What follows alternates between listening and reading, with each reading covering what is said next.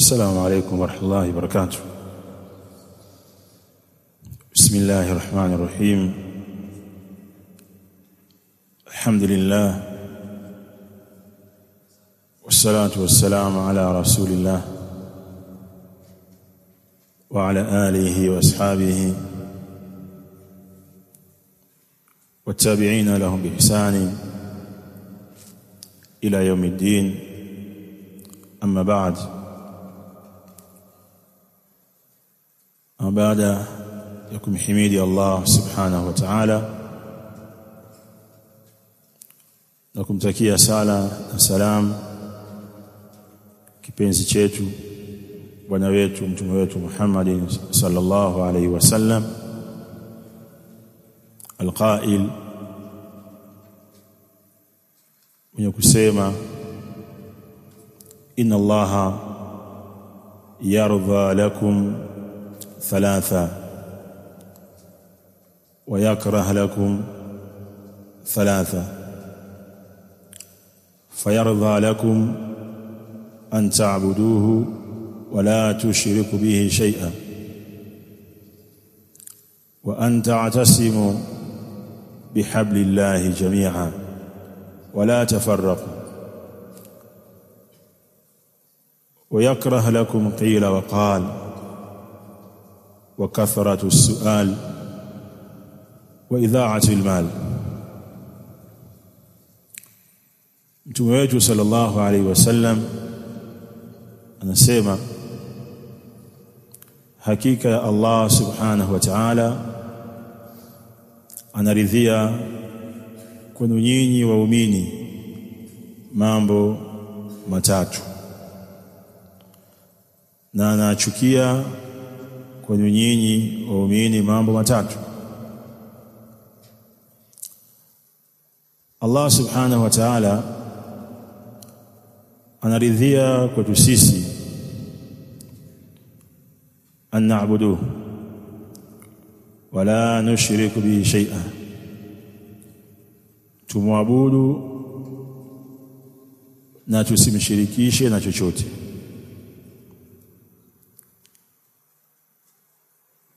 Wa an'tasim bihablillahi jami'an,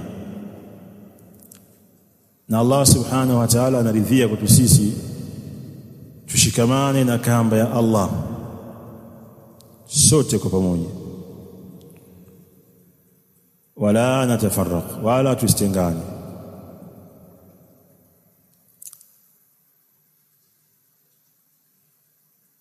Hadithi hii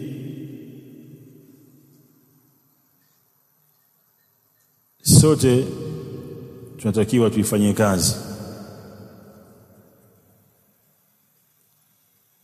kwa kulifanya lile ambalo Allah subhanahu wa ta'ala analiridhia, kushikamana pamoja na wala tusitengane. Na ndiyo sura ya mkusanyiko wetu.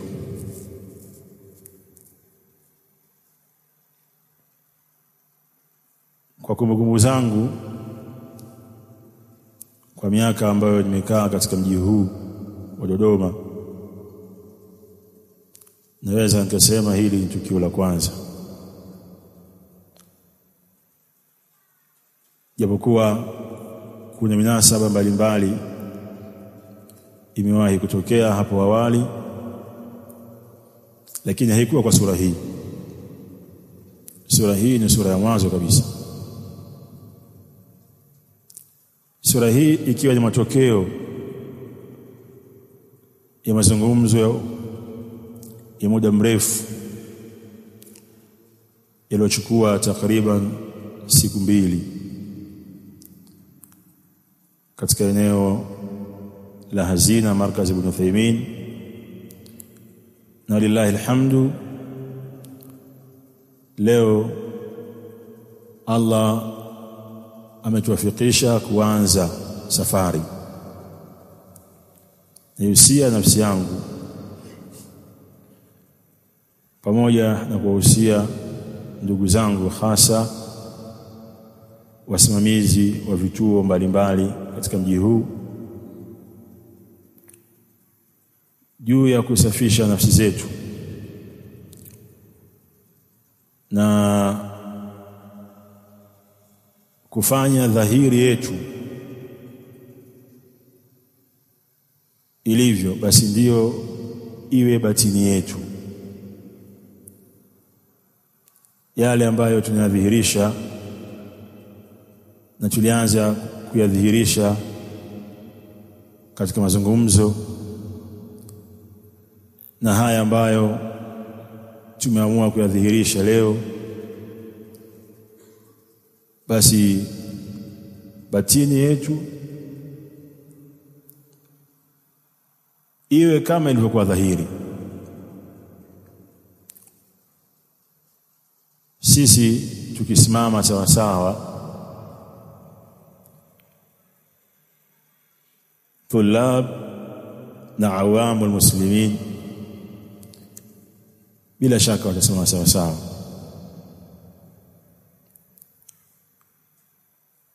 Kwa hiyo huu mkusanyiko ni matokeo ya juhudi kubwa. Juhudi hii tusiichezee, kwa sababu ndani yake kuna radhi za Allah subhanahu wa ta'ala.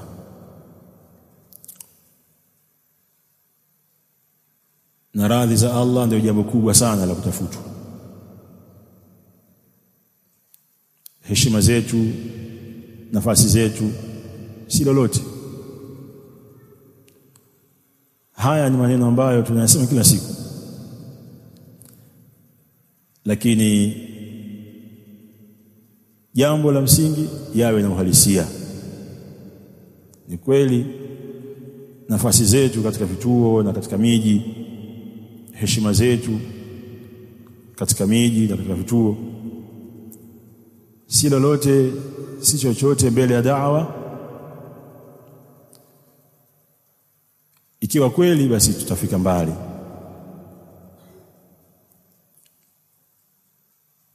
Lakini pia Mtume sallallahu alaihi wasallam katika yale ambayo ameyasema katika hadithi mtangulia kuisoma, Allah subhanahu wa ta'ala anachukia kwetu sisi qila wa qal, qila wa qal, na ndio asili ya matatizo. Nani kasema nini? Kwa nini aseme? Kwa nini kadha? Kwa nini kadha? Qila wa qal. Nakumbuka maneno ya al-Imam Ibn Wardi, wa balagha makruh illa man naqal, hakufikisha maudhi isipokuwa yule aliyenukuu. Hakufikisha maudhi isipokuwa yule aliyenukuu. Kwa hiyo wanahabari wa kujitegemea tatizo. Wanahabari kutegemea ni tatizo kubwa katika safu zetu. Lakini tuna mifano mingi sana ya maneno na miongozo kutoka kwa wema waliotangulia kuhusu namna ya kuzipokea habari. Mimi nilikuwa na mengi ya kusema, lakini natarajia minasabati itakuwepo, tutaendelea kusema. Nilipewa jukumu la kusimamia ratiba. Mwandishi akaniandika kwamba mimi ni MC, kwa hiyo sichukue nafasi ya wazungumzaji. Naomba niishie hapa, nitoe taratibu.